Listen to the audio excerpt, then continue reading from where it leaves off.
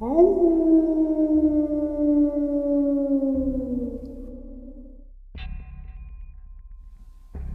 and salutations, everyone. I hope you're all doing well today.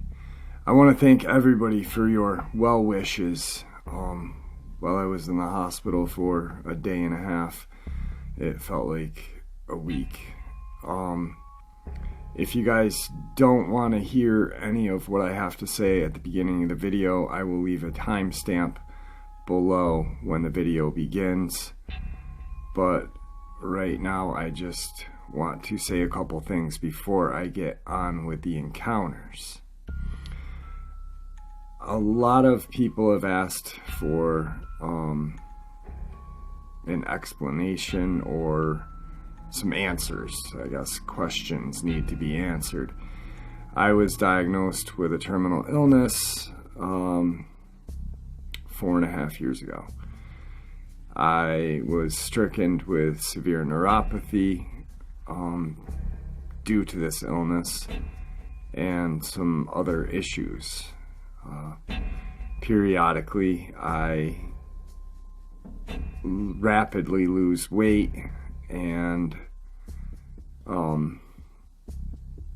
my immune system just shuts down and I am susceptible to all sorts of sicknesses. So that's what happened. I had a little bit of a chest infection and my neuropathy was really affecting my right leg, so much to the point where I could barely walk, and it's still kind of hard to walk around right now. But that's the gist of what's going on. I'm on some new medicine, and I am going to be doing some resting and getting my health up and some muscles up to get ready for the cryptid and ghost hunting videos that I'm going to be doing. So let's get on with the links and then on with the encounters. As you know, I rely on my Patreon, my PayPal, and my merch to help this channel to continue to grow and go. Those links are in the description below. I also have a second channel for creepypasta, fanfiction, and scary voice acting. Stories that don't fit on this channel. Now, if that's anything that you're into, follow that link and give them a listen. You may just like what you hear. Also, I started a GoFundMe page to help raise some money for urban exploration, ghost hunting, and cryptid hunting videos that I'm going to be doing very shortly when it dries out, warms up, and I feel a lot better. So, with that, let's get on with these Dogman, Deerman, Dogman encounters, shall we? Today's first Dogman encounter brings us to the United Kingdom. It was around 11 dreary evening in late autumn of 2001 when Michael's car drew to a halt on a desolate fen road several miles past 10 Mile Bank. He recalls looking at the clock on the dashboard because he was running late and cursing the fog. It was so thick that the road ahead disappeared after only about 10 meters. I had no idea where the road was heading or how to get back. Turning around seemed impossible. At the time, it seemed a stupid inconvenience. What happened next was to turn that evening into one he will never forget. Michael, a landscaper who at the time lived in the village just north of Cambridge, had been on his way to visit a friend in Wisbeck when he had taken the wrong turn in the rapidly encroaching fog, taking him deeper into the fens instead of north into Wisbeck, as he had hoped. With no lights to be seen but his own, he had become anxious, and the car could veer into one of the ditches that ran on either side of the road. Though he couldn't see them, he knew they were often treacherously deep, and so he had stopped to take stock and consult the road atlas. I realized that without any identifiable topographical feature, the map wasn't going to be any use. So I flicked off the car lights in hope of being able to see further into the fog, or maybe spot some other lights. The moon was bright that night, and although it could no longer be seen, gave the fog a strange, luminous feeling to it. I couldn't see much further than before, certainly not enough to pick out any kind of landmark in the featureless landscape. He then leaned over to pull the road atlas from under the passenger seat. As I was leaning over, I heard and felt something brush against the outside of the car.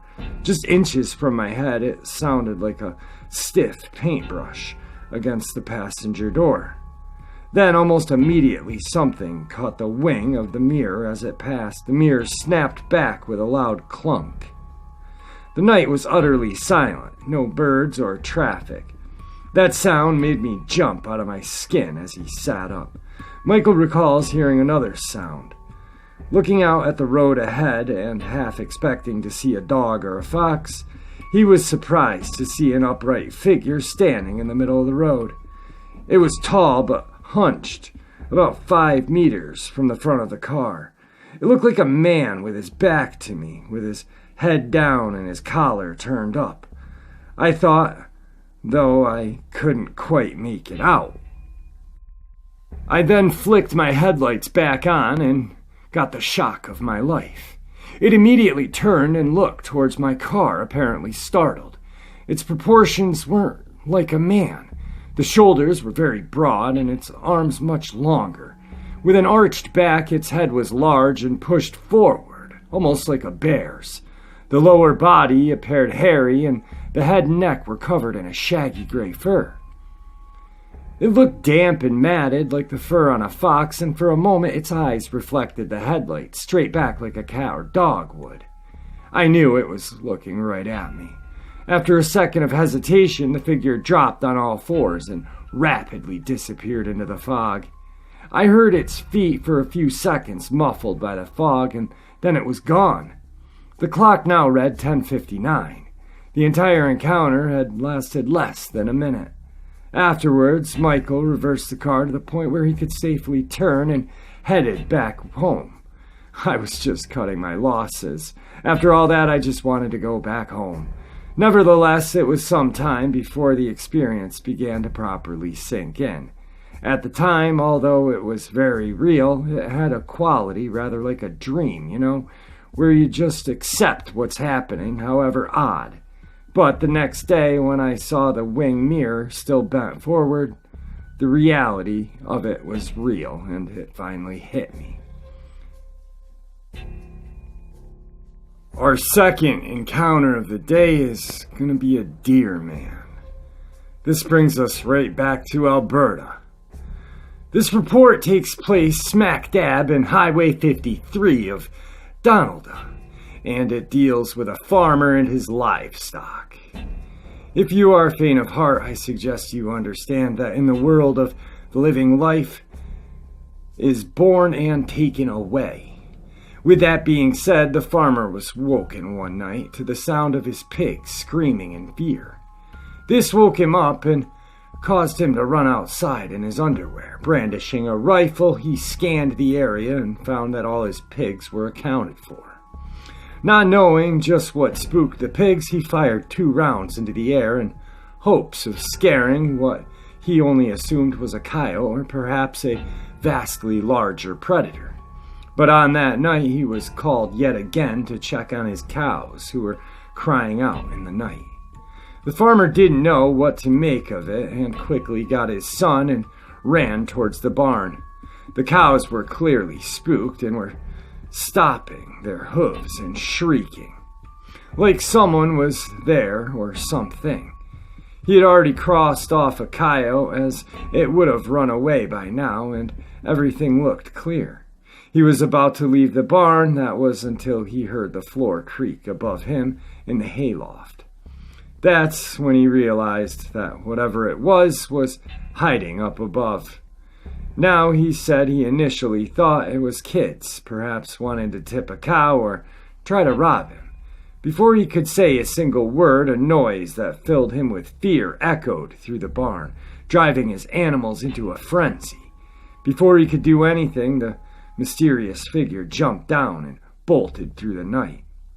This wasn't the end, as he fired another shot, and this time almost hitting the Deerman. It was too late, and the creature vanished into the night. The animals were all unharmed and were on the edge of rest again.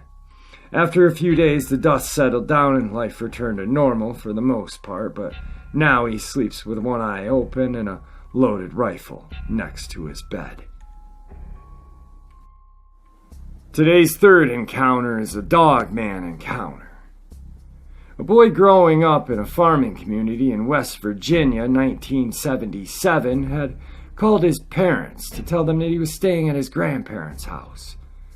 The boy recalled that his grandfather was agitated about something. Over supper, his grandfather asked if he had seen any strange animals in the area. The boy hadn't, so the grandfather said, "Stay aware and be alert. There's a predator on the loose, and please be cautious." Before going to bed that evening, the boy observed his grandfather sitting in the living room window with a gun. The grandfather told him to lock the windows in his bedroom.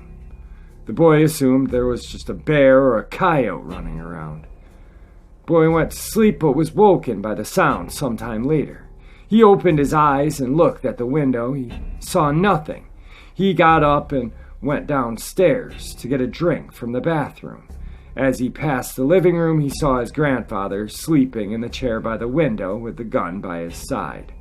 When he came back, he heard something growling. To him, it sounded like it was coming from the window the grandfather was sleeping in front of.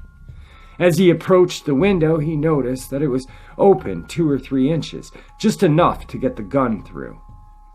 The boy looked and saw nothing in the window. He then went to get some candy in a bowl in the living room, and that's when he observed the claw coming through the window, palm facing down as if it was pushing up the window. He clearly saw 3 fingers. The middle finger was the longest. Years later, he claimed the fingers reminded him of claws on the Creature of the Krampus movie. He screamed in fright, which woke up the grandfather, and the creature also screamed. The grandfather went into fight mode and proceeded to hit the creature's fingers with the gun. The boy grabbed a knife from nearby and also stabbed at the fingers. At that moment, the grandmother rushed into the room and turned on the outside light, which lit up the yard. The boy could see the creature clearly standing in the window. He even looked into its eyes. The creature took off running just as the grandfather raised his gun to shoot at it. According to the boy, the creature appeared to be angry and was growling as it ran. The boy acknowledged that he had wet himself during this experience. At some point, the grandmother stated that the creature had returned. "It's back," she said, which surprised the boy. They proceeded to tell him that the creature had been seen around the property for 3 years earlier, but had left. They assumed it had been killed. It had only started appearing again about 2 weeks ago. This upset the boy, as he had been playing on the property and should have been alerted. Sometime later, grandparents told the boy a story from 1974.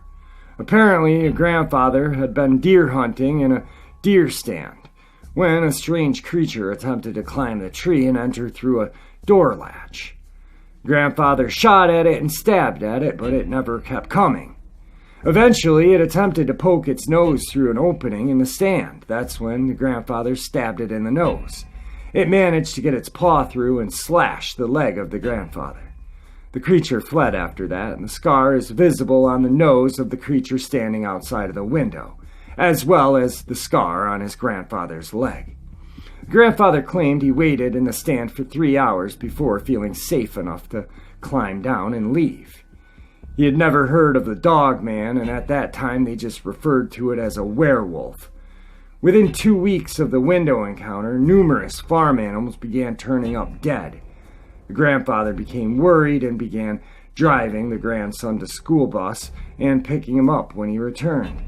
2 weeks later, the witness remembered the grandfather failed to show. He walked home and saw the truck parked and assumed Grandpa just simply forgot. As he entered the barn, he found his grandfather dead. He had been killed. The witness couldn't bring himself to go into detail about it. The witness notified family members. Later, the police determined that he'd been attacked by an unknown animal. Within 2 weeks, the grandmother had left the property and never returned, passing in 2010, and the state took over the property after unpaid taxes. 3 terrifying encounters with 2 different types of cryptids, very similar in their ways of stalking their prey. I wonder what it would be like if a Deerman met up with a Dogman. I wonder what would happen. I bet you they've crossed paths in the wilderness. It's too bad nobody's seen it. Anyway, my heart goes out to the family of the poor farmer who lost his life. Just terrible, but an amazing and terrifying encounter all in one. That boy probably scarred for life after seeing all that and dealing with that. I couldn't imagine. And this Alberta Deerman, what the hell is going on out there? Is this some sort of Canadian government mutant animal, or has it always been there, just roaming the vast wilderness of Alberta, Canada? I don't know, guys. What do you guys think? Leave your comments below. Once again, thank you for all your well wishes. I'm going to try to get something out tomorrow, providing I feel alright. I just needed to get something out to you guys. I came home and walked around the apartment, walked by my studio, and saw the mic, and it kind of called my name. So I sat down and gave you these 3 amazing encounters. Anyway, with that, I bid you guys farewell.